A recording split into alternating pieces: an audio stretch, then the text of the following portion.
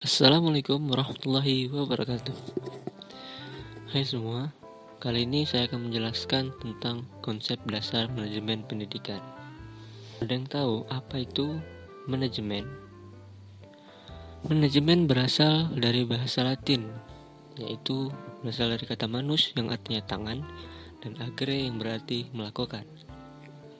Kemudian digabung menjadi manajer yang bermakna menangani sesuatu, mengatur, membuat sesuatu seperti apa yang digunakan dengan menyalahgunakan sumber daya yang ada.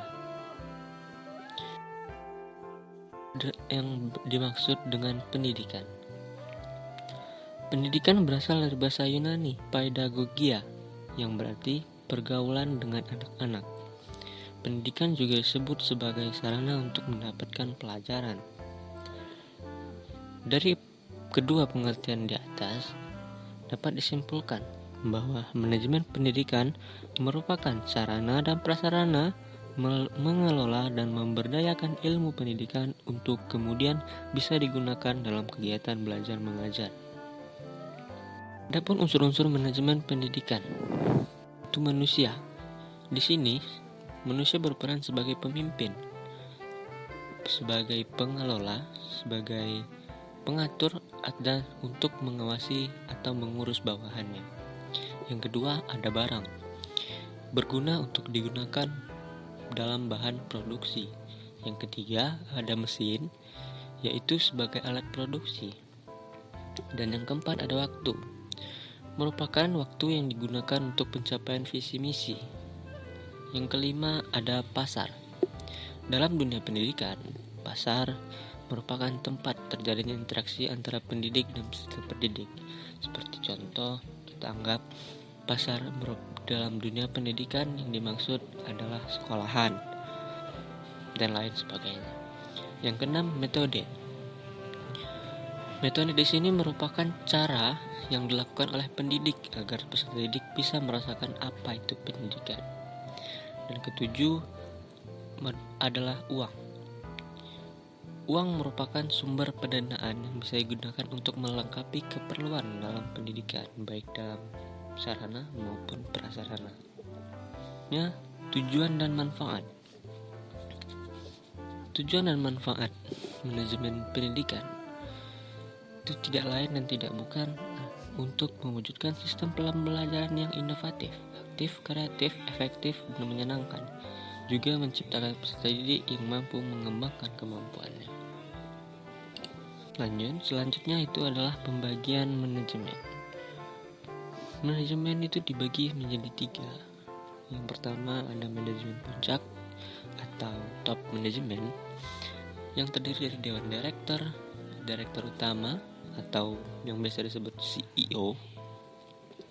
Nah, tugasnya untuk mengembangkan rencana-rencana yang luas untuk lembaga dan mengambil keputusan-keputusan penting.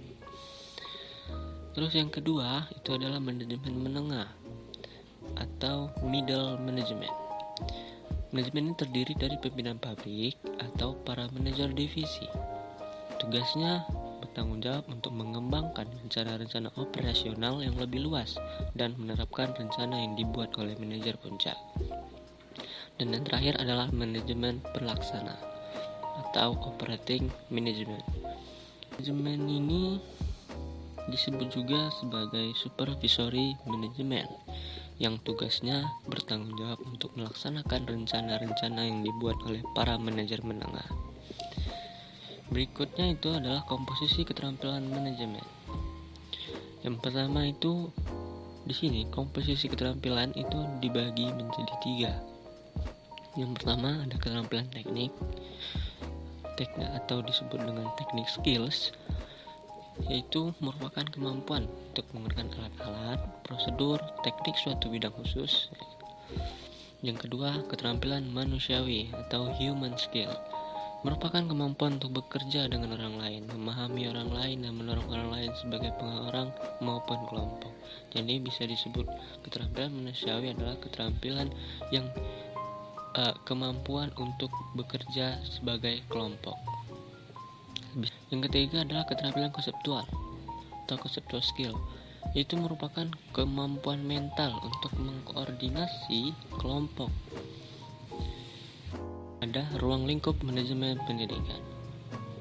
Menurut Fatah 2012, manajemen pendidikan pada dasarnya adalah alat untuk mencapai tujuan pendidikan melalui pengolahan bidang-bidang pendidikan. Menurut Bahadruddin 2010, ruang lingkup manajemen pendidikan itu dibagi menjadi 8. Yang pertama, manajemen kurikulum. Yang kedua, personalia. 3, peserta didik. 4, prasarana dan sarana. 5, keuangan dan pembiayaan. 6, administrasi. 7, humas. 8, layanan khusus. Prinsip-prinsip manajemen pendidikan.